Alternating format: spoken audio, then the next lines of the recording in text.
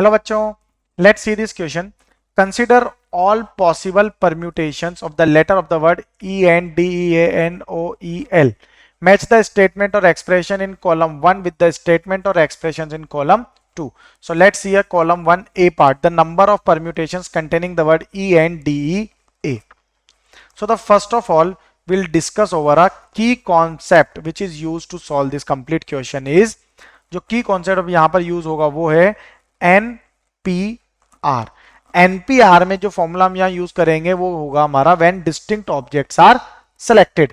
That means n factorial upon p1 factorial into p2 factorial so on up to p of k factorial, where n is the total number of terms और p1 p2 pk ये हैं जो terms बार बार repeat हो रही हैं, तो जितनी times वो रिपीट हो रही है उसको उतने टाइम से डिवाइड कर देंगे. So this concept will use over here to solve the question.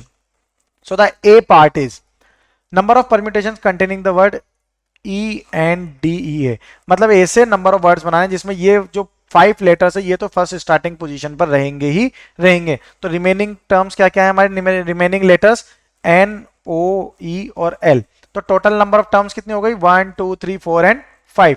तो इनको अरेंज करने के वेज भी कितने हो जाएंगे 5 factorial. That means A belongs to option P of column 2.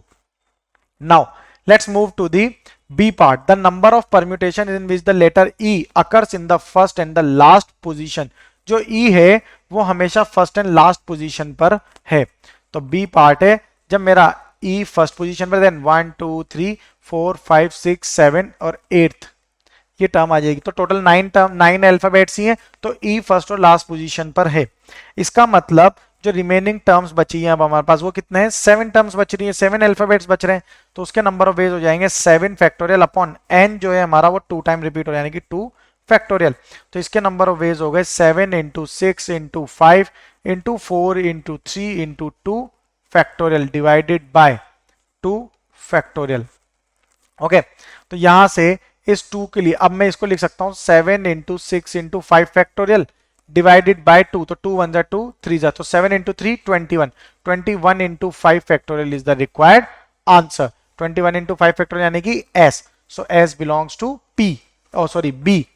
Now C part. The number of permutations in which none of the letter D, L, N occurs in the last 5 positions. Last 5 position में D, L और N नहीं आना चाहिए. तो उसके लिए मेरा C option है, C पार्ट है इसका. C पार्ट देखते हैं. तो सबसे पहले मैं देखता हूं for first 4 positions. For first 4 positions इसके लिए नंबर ऑफ वेज कितने होंगे मेरे 4 factorial divided bye 2 factorial. And for last 5 positions, last 5 positions इसमें नंबर ऑफ वेज कितने आ जाएंगे 5 factorial divided by 3 factorial. So total कितने आ गए यहां से 4 factorial divided bye 2 factorial into 5 factorial divided by 3 factorial. So it becomes 4 into 3 factorial divided bye 2 multiplied by 5 factorial upon 3 factorial. इससे ये cancel out हो गया 2 1 जा 2 2 जा. So it become 2 into 5 factorial. This is the answer for the option C. 2 into 5 factorial, that is Q. Now let's see option D or part D. The number of permutations in which the letter A, E, O occurs only in odd positions. A, E, O जो है वो odd positions पर है only, उसके लिए हमें यहाँ पर केस फाइंड करना है. तो D पार्ट हम देखते हैं A, E और O के लिए. जब A, E और O इन तीनों के लिए ही अगर हम only number of veg find करते हैं तो ये क्या हो जाएंगे यहां से, तो जो नंबर ऑफ वेज आए हैं वो हमारे होंगे 5 factorial divided by 3 factorial. And for the remaining और for others number of ways क्या होंगे 4 factorial divided bye 2 factorial.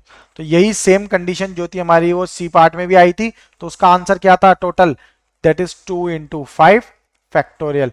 So the option D part of column 1 is same as the Q. The answer of D of column 1 is of that is of Q of column 2.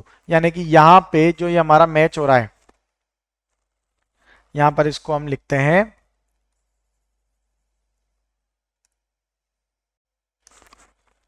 P जो है वो हमारा ए से match हो रहा है, Q जो है वो सी और डी से मैच हो रहा है. So these are the perfect match for the column 1 and column 2. I hope you will understand it well. Best of luck. Thank you.